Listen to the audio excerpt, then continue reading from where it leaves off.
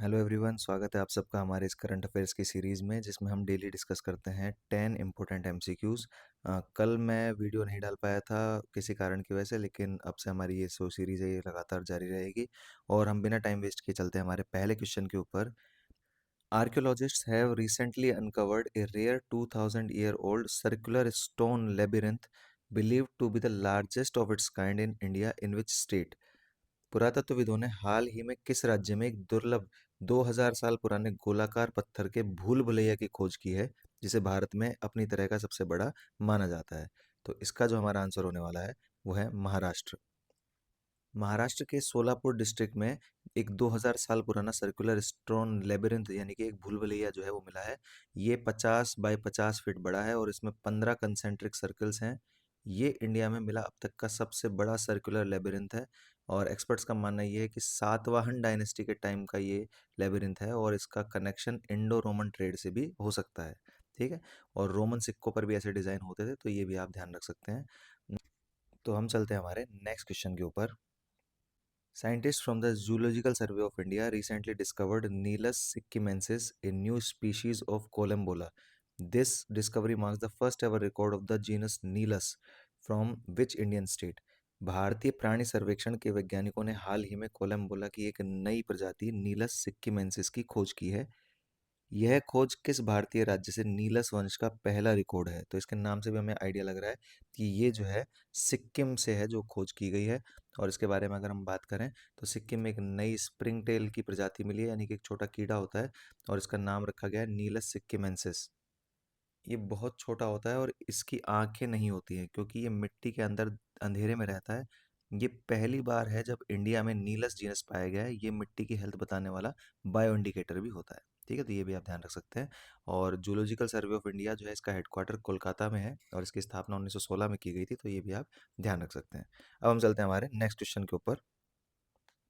The 40th Asian Waterbird Census is scheduled to be conducted in January 2026 at the Koringa Wildlife Sanctuary.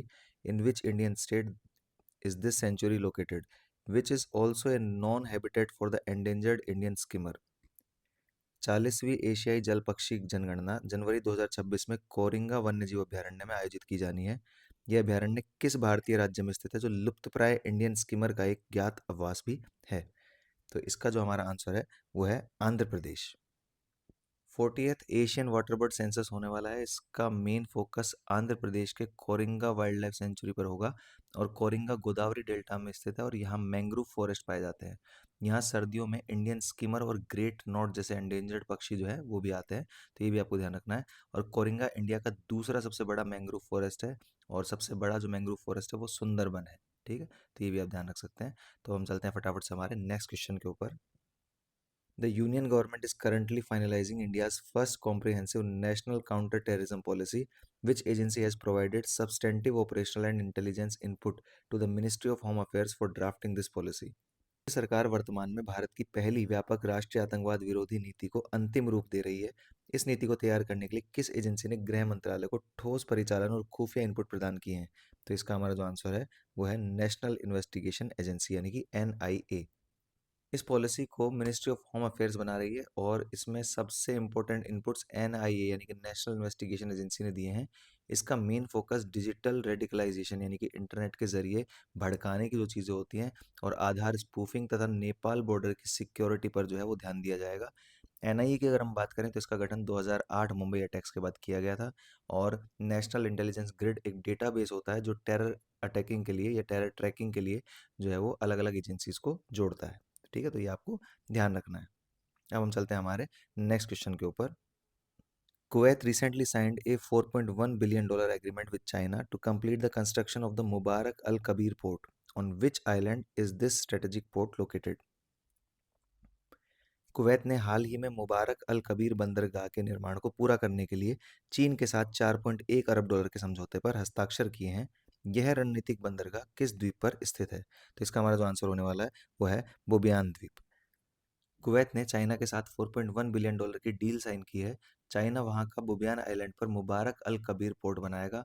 ये port Kuwait के vision 2035 का हिस्सा है ताकि वो तेल के अलावा यानी कि ऑयल के अलावा ट्रेड हब भी बन सके। और चाइना इसे अपने BRI यानी कि बेल्ट एंड रोड इनिशिएटिव का हिस्सा मानता है। ठीक है, तो ये चीज़ आपको ध्यान रखनी है। चाइना जो है वो कुवैत के साथ मुबारक अल कबीर पोर्ट बनाने वाला है बुबियान द्वीप के ऊपर, तो ये चीज़ आपको ध्यान रखनी है। अब हम चलते हैं फटाफट से हमारे नेक्स्ट क्वेश्चन के ऊपर। Which town in Odisha transforms into the mythical city of Mathura during the Dhanu Yatra, recognized as the world's largest open air theatre festival? धनु यात्रा के दौरान, जिसे विश्व का सबसे बड़ा ओपन एयर थिएटर उत्सव माना जाता है, ओडिशा का कौन सा शहर पौराणिक शहर मथुरा के रूप में बदला जाता है? तो ये आपको ध्यान रखना है। इसका हमारा आंसर होने वाला है बरगढ़। ओडिशा के बरगढ़ शहर में धनु यात्रा शुरू होती है। इसे दुनिया का सबसे बड़ा ओपन एयर थिएटर माना जाता है। 11 दिनों के लिए पूरा बरगढ़ शहर मथुरा बन जाता है। वहाँ के लोग प्रजा बन जाते हैं और कोई एक्टर राजा कंस बनता है, जो असली कलेक्टर या एसपी को भी ऑर्डर दे सकता है। ये कंस वर्सेस कृष्ण की कहानी जो है वो बताता है। और इसके बारे में आपको एक दो चीज़ और भी ध्यान रखनी है कि भाई बरगढ़ की जीरा रिवर इस नाटक में यमुना नदी का रोल प्ले करती है, यानी कि वहाँ की रिवर भी जो है वो इसके अंदर अपना रोल प्ले करती है। ये फेस्टिवल 1947-48 में स्टार्ट हुआ था आज़ादी की खुशी मनाने के लिए, और कंस के अंत को ब्रिटिश रूल का अंत माना गया था। तो ये आपको ध्यान रखना है। और हम चलते हैं हमारे नेक्स्ट क्वेश्चन के ऊपर। The logo and mascot for the first ever Khelo India Tribal Games were recently unveiled. Which state will host this inaugural event in February 2026 and what is the name of its official mascot? तो इसमें आपको ध्यान रखना है, इसको organise करेगा छत्तीसगढ़ और इसका जो मैस्कट है उसका नाम है मोरवीर। पहली बार खेलो इंडिया ट्राइबल गेम्स फरवरी 2026 में होने जा रहे हैं। इसका आयोजन छत्तीसगढ़ बिलासपुर में किया जाएगा और इसका शुभांकर जो है यानी कि मैस्कट जो है वो मोर वीर है। मोर का मतलब छत्तीसगढ़ी में मेरा होता है और वीर का मतलब बहादुर। तो विनर्स को साल का 5 लाख स्कॉलरशिप भी दिया जाएगा, ये भी आपको ध्यान रखना है। और इसके लिए आप ये भी ध्यान रख सकते हैं कि ये गेम सिर्फ ट्राइबल एथलीट्स के लिए होंगे, ताकि उनका टैलेंट जो है वो वेस्ट ना हो और उनको जो है और भी आगे जाने के लिए जो मदद मिल पाए, और उनको आगे इस प्रकार की स्कॉलरशिप देना भी एक बहुत अच्छा ऑप्शन है, जिससे उनको आगे बढ़ने में भी काफ़ी मदद होगी। ठीक है, तो ये आपको ध्यान रखना है। और इसमें ट्रेडिशनल स्पोर्ट्स जैसे तीरंदाजी और कबड्डी जैसे स्पोर्ट्स पर ज़्यादा फोकस किया जाएगा। ठीक है, अब हम चलते हैं हमारे नेक्स्ट क्वेश्चन के ऊपर। According to recent analysis of the global oil market in 2025, which country has emerged as a de facto price stabilizer by using its massive crude storage to control prices, challenging the traditional dominance of OPEC plus? 2025 में वैश्विक तेल बाजार के हालिया विश्लेषण के अनुसार किस देश ने कीमतों को नियंत्रित करने के लिए अपने विशाल कच्चे तेल के भंडारण का उपयोग करके वास्तविक मूल्य स्टेबलाइजर के रूप में उभरकर ओपेक प्लस के पारंपरिक प्रभुत्व को चुनौती दी है? तो ये आपको ध्यान रखना है, इसका आंसर है चाइना। 2025 में चाइना ने ग्लोबल ऑयल मार्केट में ओपेक प्लस की मोनोपोली को चैलेंज किया है। चाइना दुनिया का सबसे बड़ा ऑयल इंपोर्टर है। जब तेल सस्ता होता है तो वो ह्यूज क्वांटिटी में तेल खरीद कर स्टोर कर लेता है, और जब महंगा होता है तो वो उसे खरीदना बंद कर देता है। ओपेक प्लस की अगर मैं बात करूँ तो इसमें सऊदी अरेबिया ओपेक लीडर है, और रशिया जो है वो ओपेक प्लस में शामिल है, जो सप्लाई कंट्रोल करता है। और इंडिया की पोजीशन की अगर मैं बात करूँ तो इंडिया दुनिया का तीसरा सबसे बड़ा ऑयल इंपोर्टर है। ठीक है, तो ये आपको ध्यान रखना है। अब हम चलते हैं हमारे नेक्स्ट क्वेश्चन के ऊपर। The United States recently announced the decision to scrap the traditional lottery-based system for H-1B visas from February 2026. What new model will replace it to prioritize high-skilled and high-wage applicants? संयुक्त राज्य America ने हाल ही में H-1B visa के लिए पारंपरिक lottery आधारित प्रणाली को खत्म करने के निर्णय की घोषणा की है। फरवरी 2026 से उच्च कुशल और उच्च वेतन वाले आवेदकों को प्राथमिकता देने के लिए इसके स्थान पर कौन सा नया मॉडल लागू किया जाएगा? तो इसमें आपको ध्यान रखना है, weighted selection model based on wages and skills, यानी कि वेतन और कौशल पर आधारित भारित चयन मॉडल। यूएसए ने H-1B वीजा का लॉटरी सिस्टम खत्म कर दिया है।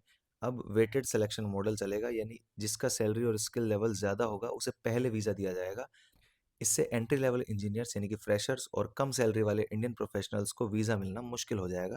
तो ये आपको ध्यान रखना है। H-1B वीज़ा की अगर मैं बात करूँ तो ये एक नॉन इमिग्रेंट वीज़ा है, जो यूएस कंपनीज को विदेशी वर्कर हायर करने की परमिशन देता है। ठीक है, और हर साल H-1B वीज़ा का 70% से ज़्यादा कोटा इंडियंस को मिलता था, लेकिन अब हो सकता है कि ये कम हो जाए। तो ये आपको ध्यान रखना है। और अब हम चलते हैं हमारे आज के लास्ट क्वेश्चन के ऊपर। Recently, violent clashes erupted in Assam's West Karbi Anglong Autonomous District following a hunger strike by the indigenous Korbi community. The protesters were demanding the eviction of encroachers from which specific categories of protected land. हाल ही में स्वदेशी कार्बी समुदाय की भूख हड़ताल के बाद असम के waste Karbi Anglong स्वायत्त जिले में हिंसक झड़पें हुई।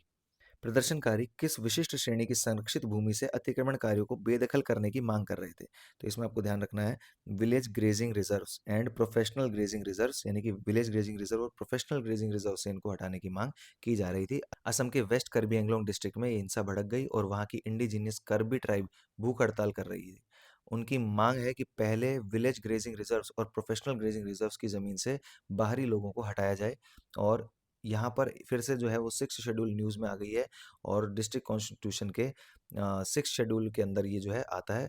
और सिक्स शेड्यूल के हिसाब से वहाँ पर एक ऑटोनोमस डिस्ट्रिक्ट काउंसिल बनाई जाती है जो कि ये फैसले ले सकती है कि जो आपके ट्राइबल एरियाज़ होंगे उनके लिए जो भी कानून बनेंगे वो वहाँ पर लागू होंगे या नहीं होंगे। तो आप मुझे कमेंट करके ये बताएंगे कि सिक्स्थ शेड्यूल के अंदर कौन कौन से स्टेट शामिल होते हैं। और आज का सेशन जो हमारा है वो यहीं पे समाप्त होता है। अगर आपको ये सेशन अच्छा लगा हो तो आप लाइक कीजिए, कमेंट कीजिए और इस चैनल को सब्सक्राइब कीजिए। और इसकी जो पीडीएफ होगी वो मैं आपको टेलीग्राम चैनल पर अवेलेबल करवा दूंगा। टेलीग्राम चैनल की जो लिंक है वो डिस्क्रिप्शन में आपको मिल जाएगी। तो हम मिलते हैं हमारे नेक्स्ट वीडियो के अंदर, तब तक के लिए थैंक यू।